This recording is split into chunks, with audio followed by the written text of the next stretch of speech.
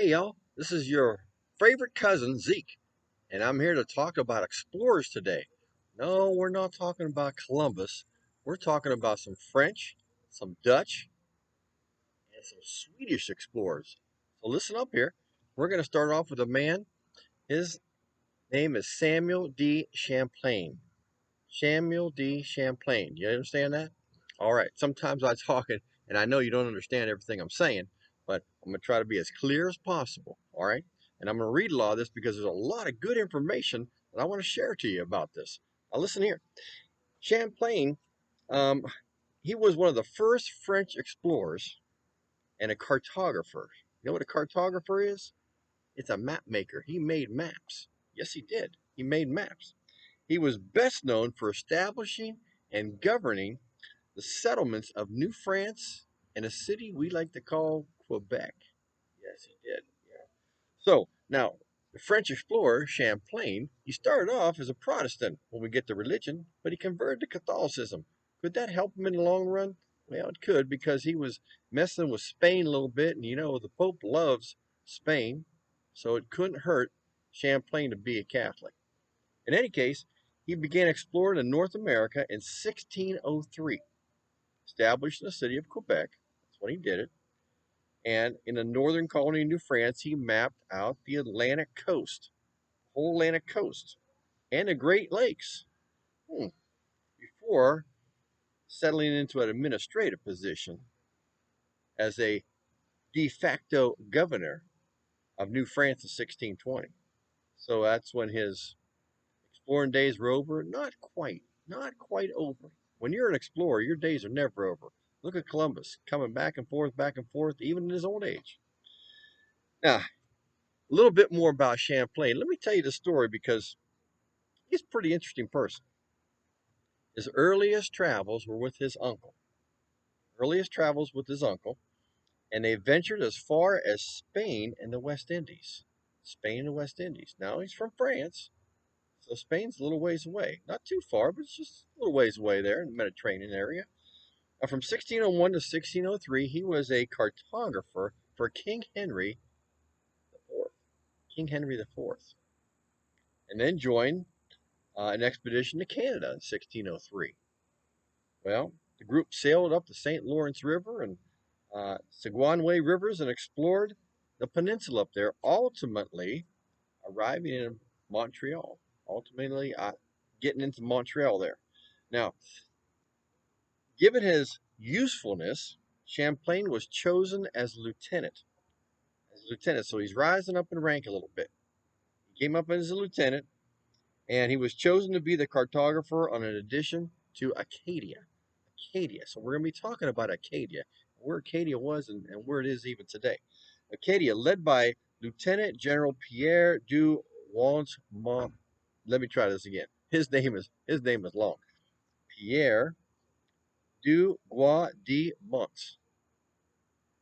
And that's a mouthful for a good old boy like me. You know, I can't say names perfectly, but I give it a try. And I know you give it a try too. So they landed in May on the southeast coast of what is now Nova Scotia, and Champlain was asked to choose a location for a temporary settlement.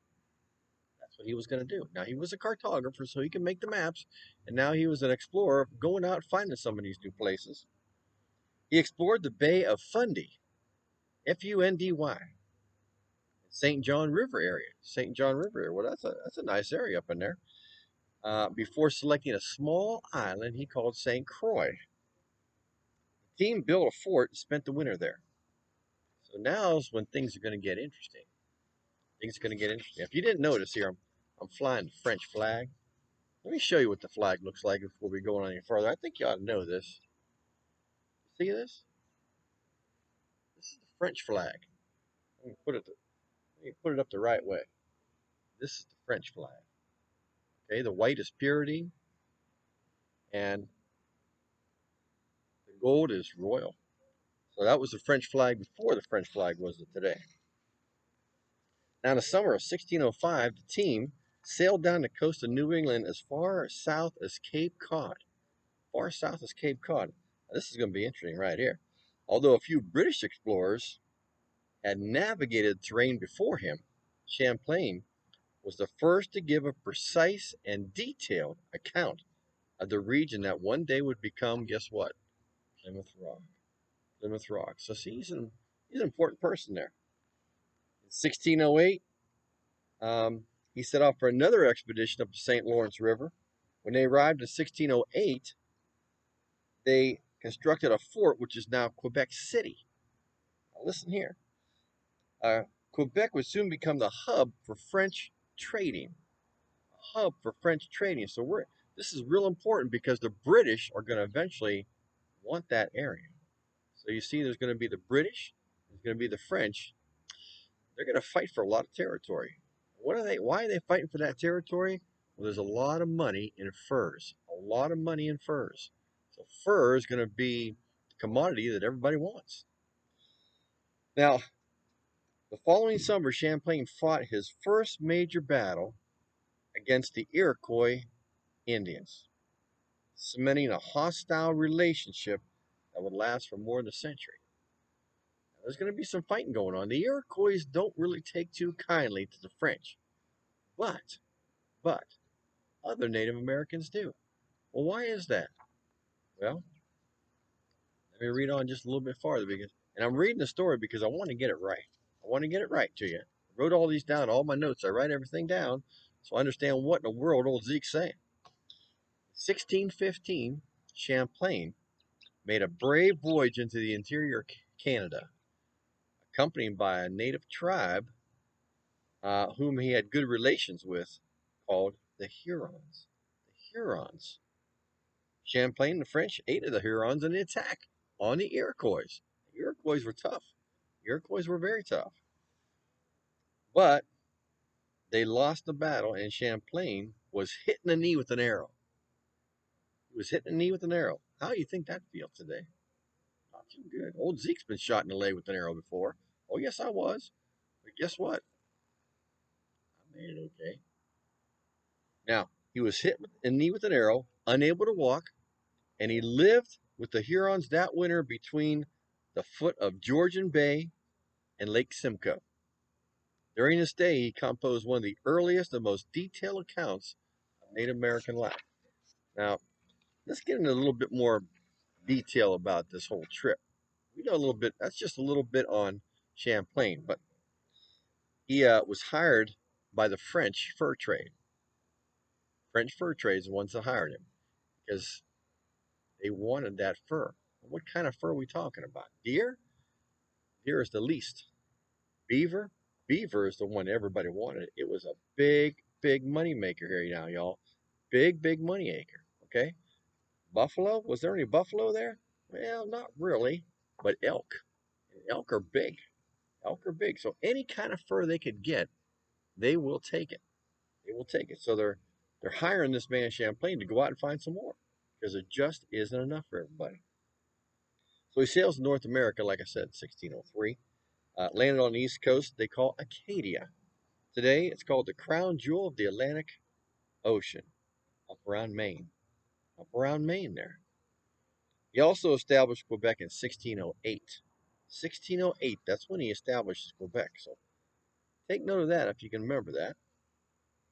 It was the first permanent French settlement. Let me say that again. He established Quebec in 1608, and it is the first permanent French settlement. That's important. Now, mapped out Lake Ontario, mapped out Lake Huron. We already heard about Hurons, didn't we? Two of the Great Lakes. Traveled to New York and named a lake after himself. Not Lake Samuel. No, there's no Lake Samuel as I know, but Lake Champlain. Lake Champlain. That's named after Samuel Champlain. Okay. He is known. Now take note of this. Take note. Listen to this. He is known as the father of New France, which included Acadia, Canada, and of all places, Louisiana. Louisiana. Well, how did it get down there? Well, Louisiana is going to be named after somebody, and we're going to be talking about that just a second here. So Let's recap. He is known as the father of New France. This territory they called New France. New France. Now, we had talked about before a place called New Spain. That's in South America.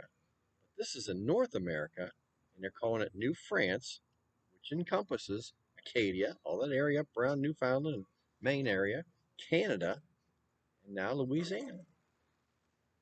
Boy, there are some birds flying around here scaring old Zeke. They're not big enough to carry me off. So let's go on a little bit farther past Champlain because there are more French explorers. Oh, yes, he wasn't the only one. He wasn't the only one. Now, there was a man named Jacques Marquette. He was a priest. And Louis Joliet, who was a trader. That's not too bad for an old man to say French like that, was it? So I got these two men here, Jacques Marquette and Louis Joliet. Now, both men were looking for a trade route to Asia. Guess what? Northwest Passage. They were looking for the Northwest Passage. Whenever they say they're looking for a trade route, they're looking for a Northwest Passage, which the Northwest Passage is a river route all the way across North America. Is there one? Is there one? That would be a river that connected all the way across. Old Zeke hasn't found one, and I've been every place. Now, there was something discovered way up in Canada, but not through North America that we call the United States of America today. Every single river seems to go so far that it heads south. That's what's going to happen. So here's what happened. Both men, they decided to get on that Mississippi River, where the Mississippi River is.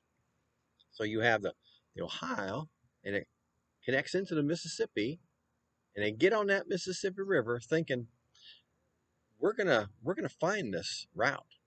But the Mississippi just kept going down farther, down farther, down farther. They paddled over 1,000 miles. 1,000 miles now.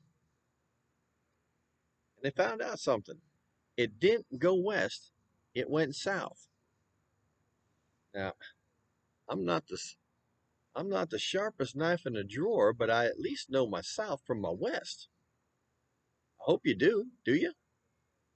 No, the sun comes up in the east and settles in the west, and you're going away from it, you're going south. 1,000 miles is a long way, y'all, to be paddling and realize that you're going the wrong way. Well, any case, um, 10 years later, now they abandoned it. They abandoned their trip. They, they just stopped. 10 years later, on the wild Mississippi in 1682, Robert de La Salle reached the mouth of the Mississippi River. That means the opening of the Mississippi River. He went down to Mississippi. He wasn't worried about finding that Northwest Passage. He was finding, where does this Mississippi end? Well, he found it. It ends in the Gulf of Mexico. Ends in the Gulf of Mexico. So some of you live down that way, you know where I'm talking about, right? He claimed the area for France, and he named it after King Louis XVI. King Louis the 16th. I'm sorry. King Louis the 14th, not 16th. Hold seek. It's hard to read them numeral numbers. King Louis the 14th. And what they call it? Louisiana. They called it Louisiana after the king, King Louis. They called it Louisiana. That's why New France included Louisiana, Arcadia, Canada, Louisiana. He claimed for them. Isn't that something? So New France by 1700, New France had grown. It included Acadia again, included Canada. Now it included Louisiana, who's named after King Louis the 14th. Today's cities of Detroit, St. Louis, New Orleans, they all stand on earlier sites of French trading posts. All stand on sites of French trading posts from a long time ago. In 1625, fewer than 60 people lived in Quebec. Fewer than 60 people. That's a lot of people if you got inside of a barn, I understand that. But that's a pretty big territory. By 1665, there were about 2,500 French settlers in New France. And most of them were men. Now, I want to tell you something real important here. I want you to listen real close. The French dealt with the Native Americans a lot, a lot. Now, we've talked before about how the Spanish treated the Native Americans. Not too good, not too good. But the French were the opposite. They made friends with them. They asked to teach them how to trade, how to survive in the wilderness. And the French taught them things, taught them French. They made friends with them, and because they gave them something we call respect, respect, Native Americans liked them. Yes, they did. They liked them. And so old Zeke got a little present from one of the French. You like that? I knew you would like it. It's a walking cane. It's a walking cane. Yeah. One of the Native Americans, one of the Hurons, made this for me because I was out in that territory, met up with a couple French traders, and made friends with one of the couple of Huron boys up there and traded a few things for them and made this for me. I wish they'd make me something to scare these birds away because they're scaring me. Now, we talked about the French. You need to talk about another group, and that's the Dutch. That's the Dutch. All right, the Dutch come from the Netherlands. Now, Henry Hudson, sailing for the Dutch, went across the Atlantic in 1609 in a ship called Half Moon. The ship called the Half Moon. So his name was Henry Hudson, and he sailed all the way across the Atlantic for the Dutch on a ship called the Half Moon. Now he landed in North America, and he claimed the land that he landed on for the Dutch. Now, that land was present-day Albany, New York. Albany, New York. You know, New York's a lot bigger than just that New York City. It's a pretty big place. Now, interested with the fur trade, he set up a post there, a trading post, with the Indians on Manhattan Island. Manhattan Island. Now, there's a real interesting story about this. Okay, in 1652, the Dutch Anglo Wars hostilities between England and Netherlands spilled over into North America, and the Dutch settlers on Manhattan Island, called New Amsterdam, that's what they called their place, New Amsterdam, at the time, feared the English were planning an attack, so they would construct a wooden wall as defense. I know I told you, Henry Hudson sailed up there in 1609. This is 1652. But they constructed this wall to protect them against the English and protect them against the Indians. You see, a long time ago, when they first were settling there, they made a deal with some of the Indians there. Everything seemed to be okay. And the way they made the deal was they saw a few Indian braves walking through the woods, and they wanted to know if they could buy the land that they were on. So they weren't stealing it, they were buying it. They said, well, sure, that'd be fine. So they bought the land, and later on, they got attacked by Indians. And when everything calmed down a little bit, the Dutch asked the Indians, well, why are you fighting us? Well, you're on our land. Well, we sold the land. We bought the land off somebody. You sold it to us. Those people didn't belong to them. They just happened to be two braves of another tribe walking through, and they made a little deal with the Dutch on their own. So the Dutch had to make a deal all over again and make sure it was good this time. So now it's 1652, and they're constructing a wall because they want to make sure those Indians stay on one side and the British stay on the other side. You see, Manhattan was a place that was kind of secluded, surrounded by water, if you might say. So, costing the settlement 5,000 guilders. They constructed a 15-foot plank and dirt wall, 15 foot high. That is pretty tall. It was 2,340 feet long. That's pretty long, too. And it features cannons spanning in between the two gates. One located is what's now the corner of Wall Street and Pearl Street. On either side of Wall Street and Broad Street. Now, what do you think I'm talking about?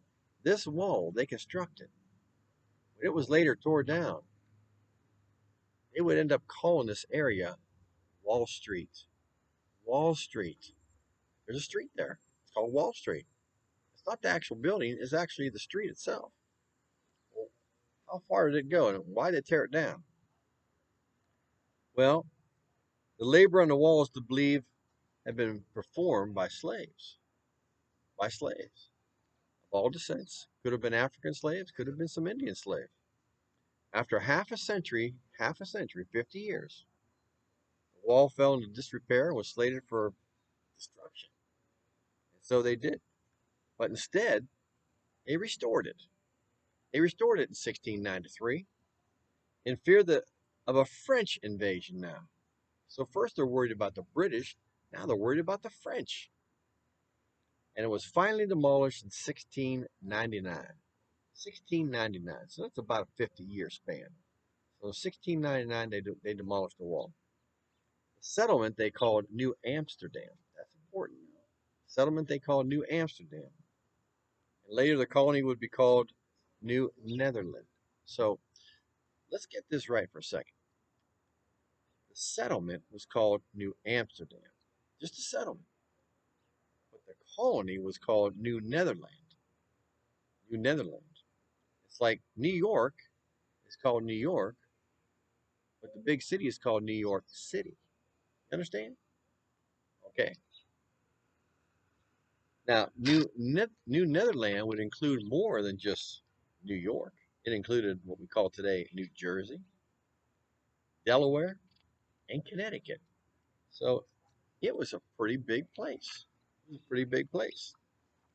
Now, let me tell you about one more arrival of explorers. They were Swedish. They weren't Vikings. No, Vikings long gone by this time. But the Swedes in 1630 thought they would put their hand in North America, and so they did. They began sending people to North America. And their settlement, guess what they called it? New Sweden. Well, nobody got an original name anymore, do they? They called it New Sweden. So they settled south of New Netherland on the Delaware, and they would call it New Sweden. Now, though they were small, they competed for that fur trade, and it worried the Dutch in New Amsterdam. Why was that? Why would it worry them? It was not enough to go around? Well, they wanted it all. So Sweden was kind of in the way. Now, I don't want to be a spoiler alert what's going to happen, but I'm thinking, I'm thinking the Dutch are going to try to get the Swedes to sell them or give them that land. All right, well, that's all I have to tell you today. We're going to be talking a lot more about more explorers, what happens in North America, who comes over, and who takes over. So stay tuned here. Listen to Cousin Zeke. I got a lot of stories to tell you. So I hope you had a good time, and I'll see you next time. Bye, y'all.